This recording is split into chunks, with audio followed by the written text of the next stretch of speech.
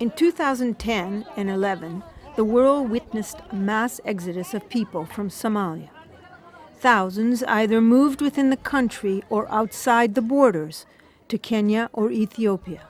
The numbers were alarming, almost 300,000.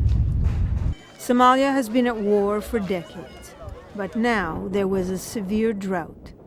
The combination was lethal. There are more and more areas in the world where life is no longer sustainable and people need to flee. And these factors also trigger conflict, and conflict forces people to flee. To survive, Heire Ismail left her home to come to Kasala camp in southern Somalia.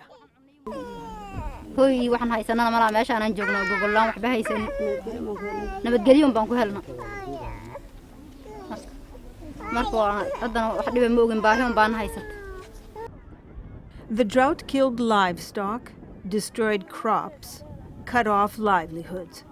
People fled hunger and found themselves in the middle of conflict, often obliged once again to move.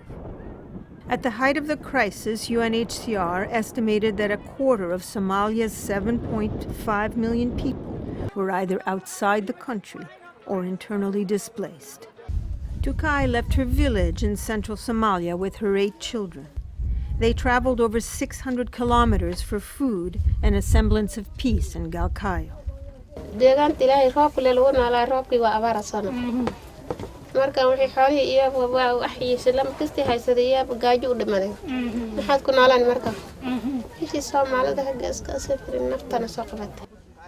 UNHCR, UN University, the London School of Economics and Bonn University recently carried out research on climate change and mobility in the Horn of Africa.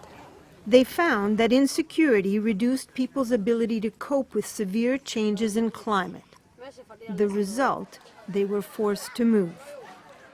I think there is a clear link between climate change and the worsening of the displacement problems in the world.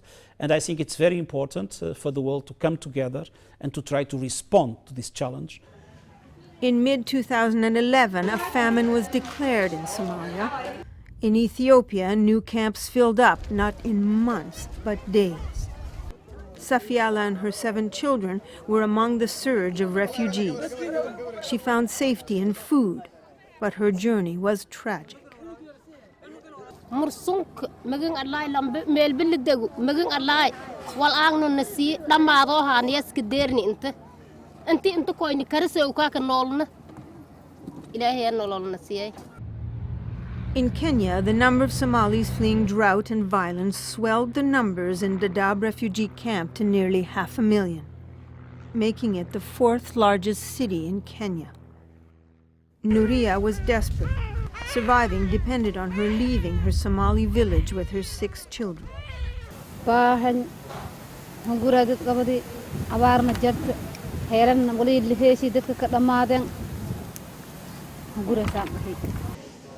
The report points to a pattern that climate extremes and insecurity increase displacement within and across borders. It is a scenario that UN and aid agencies say must be heeded. It is one that can easily be repeated with dire consequences.